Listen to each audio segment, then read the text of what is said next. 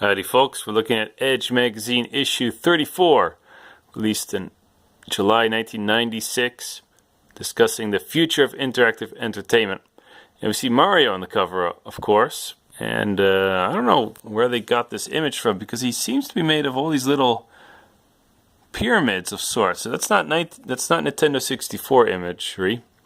This is the biggest issue yet so far, 140 pages. A lot of commercials though, but let's take a look inside because there's a lot to discuss.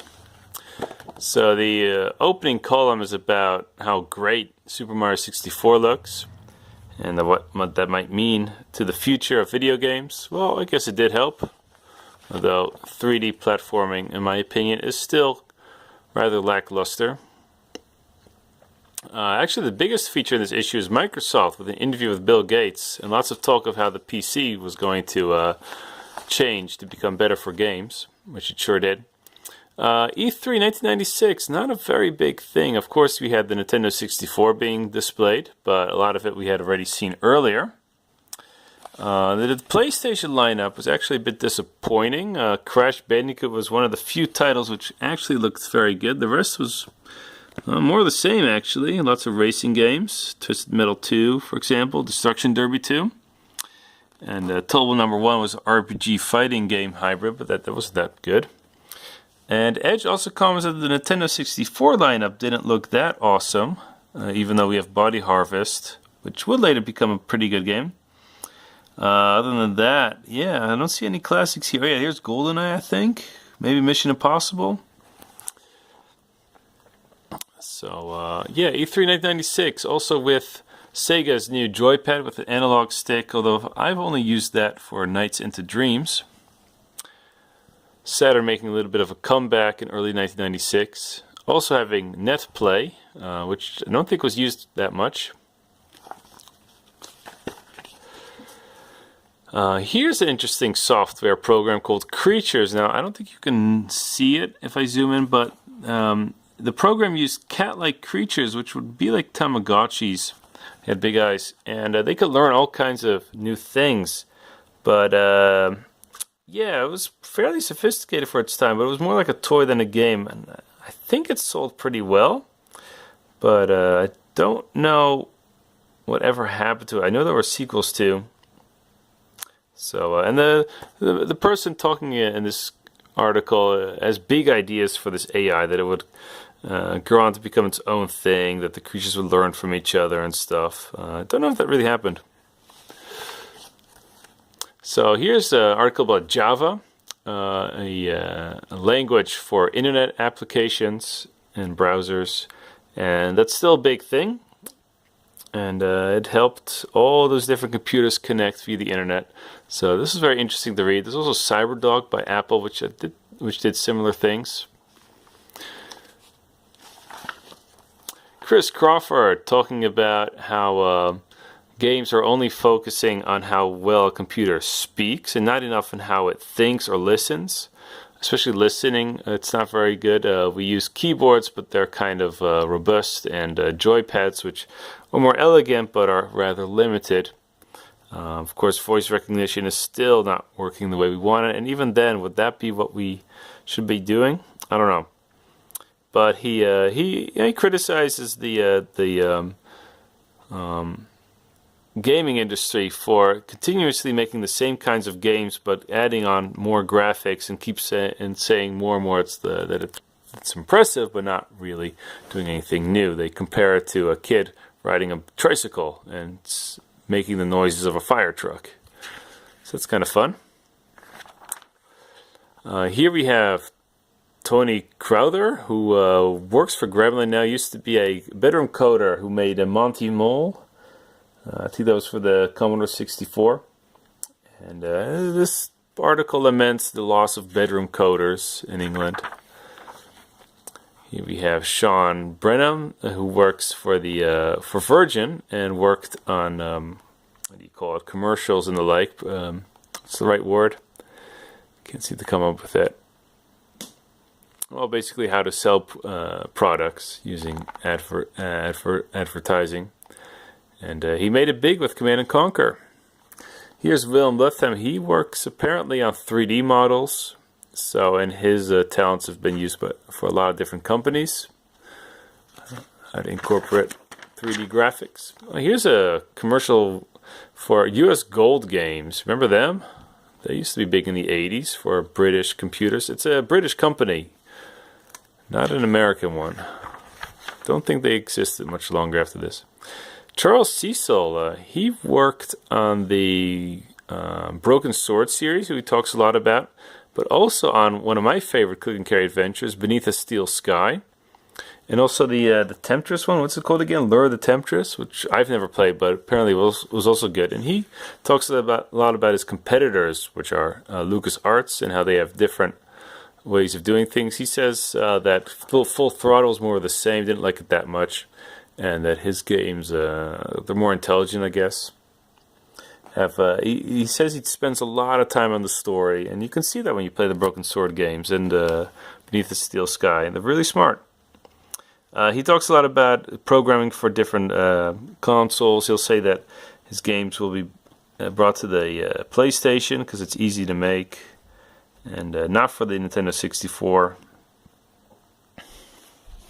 So he talks a lot about animation too. Broken Sword had fantastic animation, and he says that there's a lot, lot of different images which flow together into each other really nicely. Okay, Mario 64. Some more preview images, very playable by then. And people were convinced this was a masterpiece already. So there's an interview with Miyamoto. What does he talk about again? Problems making games in 3D for the first time. Well, he spent a lot of time about it. He talks about how he became a director again instead of a producer. So he had to focus his time again on one game, which he had done for a while. After this, he probably went back to looking at different games, spreading his attention. So he talks about how he wished he had made the Rubik's Cube, which is kind of cute. That's the kind of thing he wanted to make. Pilotwings 64, a very pretty looking game, and lots of little fun challenges to do. Destruction Derby 2, an improvement over the first one, having bigger roads and more hill-like tracks. So, but I've never played it, to be honest. I've only read about it. I never liked the concept of Destruction Derby, but this was another big seller. Terminus, a weird-looking game, very dark. Was never released. Edge focuses their attention on the way the women look. And they compare it to, what's the other game? MDK. Well, MDK was a hit. This one wasn't it. Into the Shadows, another game that wasn't released, if I recall correctly. Kind of looks like Quake. And Mudkicker, some racing game by Scavenger. So these are all Scavenger games, and I'm not sure how many were actually released. MDK was released. I've come to understand that this was the concept name. The real name has to do with the three main characters. And it looked fantastic at the time. You could zoom in and shoot people from a long distance. You could fly a bit, huge levels. And yeah, I kind of wonder why this wasn't as big a hit as Super Mario 64. I've only played it shortly, to be honest. I don't remember being very inspired by it. But at the time I didn't have a PC that could handle it. It was released for the PlayStation, but I don't know, it didn't bother, and even though the game had good reviews. So, Olympic Games, Olympic Soccer by US Gold, don't remember them being significant.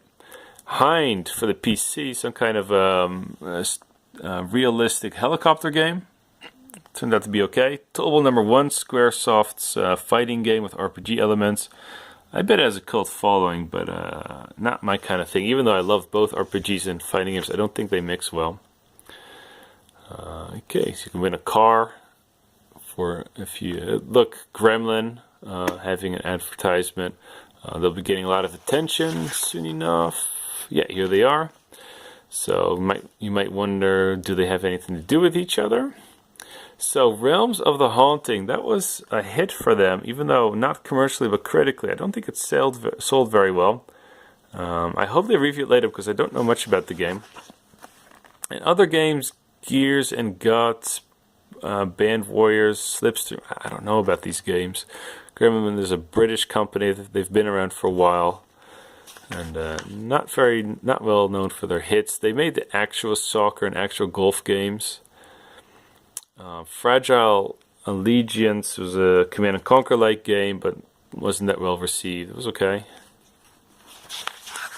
And here's an interview with one of the 3D Accelerator cards, person for Ground telling about what it's like making PC games these days. And yeah, it was a hard time at the time because there are a lot of different 3D cards. Not all of them worked as well as each other.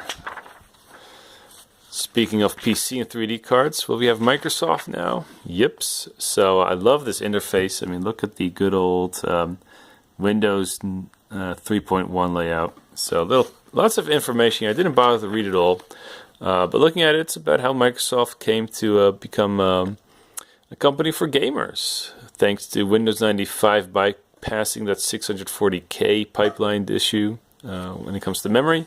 DirectX making it easier to port games, to make the joypad being quite nice to use. If you look closely at this joypad, you might notice the Xbox One D-pad. I found that interesting.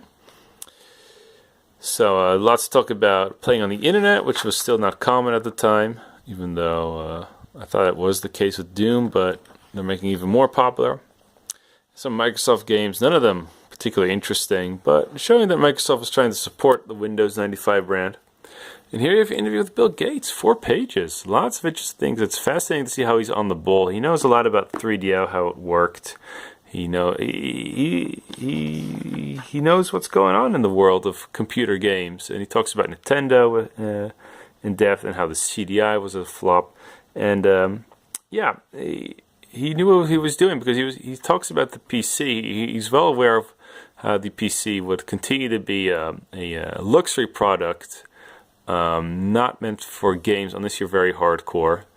And he talks about how the internet will be the next big thing for games because of its social element. He says that games will their definition will become more fluid because, well, think of World of Warcraft and RuneScape. A big thing of online games is the social element, but a lot of people can have fun just hanging around and talking with each other. And he says that's going to make gaming more mainstream, the social element, and he was totally right. So here's the main reason why this Edge magazine is so thick. There are 16 pages of E3, Electronic Boutique. Oh, that's EB apparently, British company I get. And this is a slice of time of commercial awareness. So Saturn before PlayStation, so they're being compared, and we see the games like Wipeout and Ballerina Toshinden for the Saturn. At times we forget that these games were released for that system. That was the case. Sega Rally, Virtua Fighter 2, and Virtua Cop being the big titles. Here's a funny controller for the PlayStation, I guess with turbo options or something. And we have the mouse, the fighting joypad. Namco had a better one, and I had one of these. So you can play Quake 2 with 4 players. PlayStation 1 lineup not looking that good. We have some sport titles, 3 even, 4 even. A Disney game, who cares about that? And Ridge Racer Revolution, which was a subpar sequel to the original PlayStation Ridge Racer. The PC, we have Spycraft. What's this? I don't know these other games. Gettysburg apparently, but more PC games to come. Rayman, Warcraft 2, and its sequel expansion, Diablo 1, Extra Golf. So a PC doing really well at the time. Lots of genres being supported. Not that many action games, but at least platforming games, but 3D shooters and strategy games plenty. Also sim games, of course. Sim Tower being somewhat popular. Management games, plenty of management games. Death Trap Dungeon, an action game. Dungeon Keeper, Space Hulk. So here you see some classics, and I love this one, the Essential Internet you can buy, and Web Talk. Instead of Skype, you can use the internet to call with each other. So this is funny to look at computer applications in the mid-90s. More computer stuff. Great Generals. These are like interactive CDs. Yeah, we used to see a lot of these back in the day. We actually bought them. Here's some books, actually. So the Dig and Civilization 2 has a book. What's that about? It's a player's guide, right? An official strategy guide. That would be cool. Although I did master the game in that sense, and not like I was better than other people, but I figured out all the formulas after playing it very often. Okay, finally the reviews. Thor: The Elemental King lore, does it say? Yeah. Also known as Beyond Oasis. And Edge gives it a 6 out of 10, saying that it doesn't use the capabilities of the Saturn. It's a fine but rather lackluster action-adventure RPG in the mold of Zelda. And they say that Zelda 3 is still way better. So, it's a shame. Could have been better. Jumping Flash 2, also more the same as Part 1. Looks a bit more colorful, though. They give it a 7 out of 10, saying that it gets kind of dull, and it's very easy. You beat it within 4 hours. International Track and Field getting an 8 out of 10 for the PlayStation 1. I've never been interested in this game, and that's probably because if I was going to be playing against somebody else, I wanted to play Street Fighter or Quake, and not Bush Battens or try out silly little sports. Edge seems to like it, though, the two-player aspect. So I guess it's a good party game at the time. Bust a Move 2. For the PlayStation 1, getting an 8 out of 10, and deservedly so. A good, but not best, action puzzle competitive game. At the time, these were quite rare, but you already had Tetris Attack and Dr. Mario against each other on the Super Nintendo. Vampire, also known as Darkstalkers for PlayStation 1. A fairly good conversion. Getting a 7 out of 10. Misses its fair share of animation sprites, but we weren't used to better. Settlers 2, getting an 8 out of 10, saying that it has a lot of great details, and it looks fantastic, of course. The story mode isn't as captivating as Warcraft 2, but still a good strategy game. They didn't review Settlers 1, though. So here's new media. Probably the epitome of new media would be Ghost in the Shell.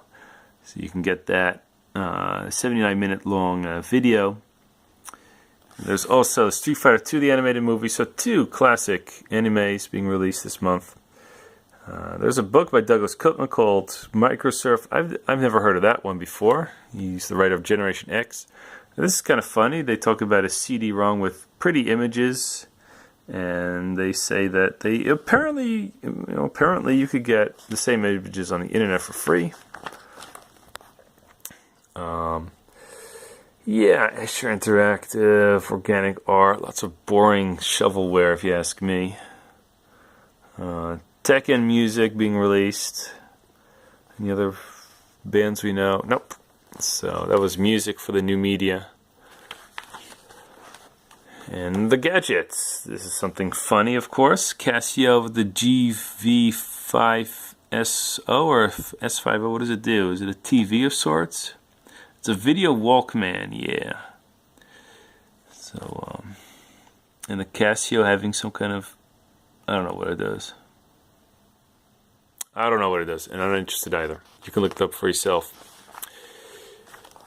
Okay, so more oh no, first the gallery. So Edge looks at pretty looking 3D images. I couldn't care less about this either, unless I recognize a game. What's this? Some kind of funny looking rabbit. So yeah, awesome 3D art. Some kind of robot. Maybe inspirational for you if you actually made 3D graphics. There's an interview, actually, I totally missed this, with somebody who made 3D graphics. I haven't read this, so can't tell you much more about that. Works for Electronic Arts, so probably one of the best in the field. Okay, so speaking of the field, well, now we have arcades. GT2 4 hours using the Model 2 board. Highly forgettable. Metal Slug became a classic, kind of like Contra on the Neo Geo, and Edge is somewhat positive about it, but not that enthusiastic. Even though Edge loves Neo Geo. Maybe not at the time, but they would do so. And here's the retro view. Unfortunately, looking at re-releases, in this case Gradius Deluxe, which would be Gradius 1 and 2 for the Saturn. Yeah. And a mix of Commodore 64 games, and they mostly talk about Little Computer Person, which was kind of like a Tamagotchi, and A Little Computer People, and Hacker, which is a game about hacking, I guess, for the Commodore 64. 15 other games. Yeah, I don't think people would be interested in this anymore. So, lots of jobs at the time. The industry on the rise. Of course, a lot of companies would lose out in the late 90s because they couldn't keep up with the big players. But a lot of ambitious companies.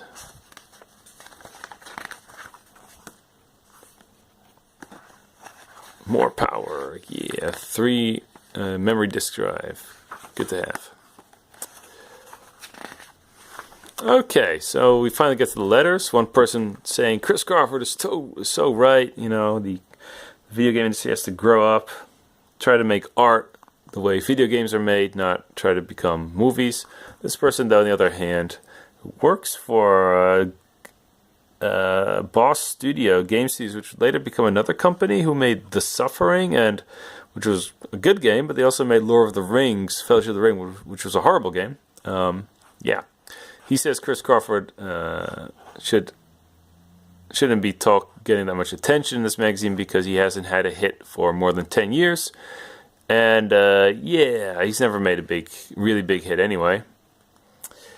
Tom Zito, in a previous issue, he talks about how great FMV is. Of course, that would never be the case. Talk about how the PlayStation and Saturn really don't have that many good games. A year ago they had one good fighting game, one good racing game, and one writer mentions that they now have 2 good racing games and 2 good fighting games, and that's it. And I have to kind of agree with them. I wasn't interested in the 32-bit machines until about 1998. So, talk about where's the first true 3D fighting game. Well, Tobal won, I guess, in this case, but who cares about real 3D games when it comes to fighting games? Virtual On is cool, though. Oh, yeah. I think it was this one. Talk about how Wipeout was different in the United States. Of course, different music, but also seen differently. In England, it looks really cool with this layout by Designers Republic. But the Americans, they didn't think it looked rough enough. The game didn't sell that well in the United States either, so it's a different culture. And this writer describes how that's different, and that was pretty interesting. Okay, I think that's it for the letters. What about the preview? Oh yeah, what was this again? They're going to be looking at Codemasters, yes. So Edge looks at yet another British company, but Codemasters is a big one. And talk about the Nintendo 64, of course, will be coming. Issue 35. So that's next time.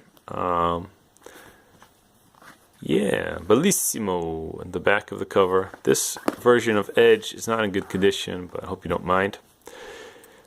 Next time we'll see each other August 1996, discussing more 32-bit or 64-bit games. It says here Arrivederci, 32-bit as if it's over. Well, we'll see about that. Until then.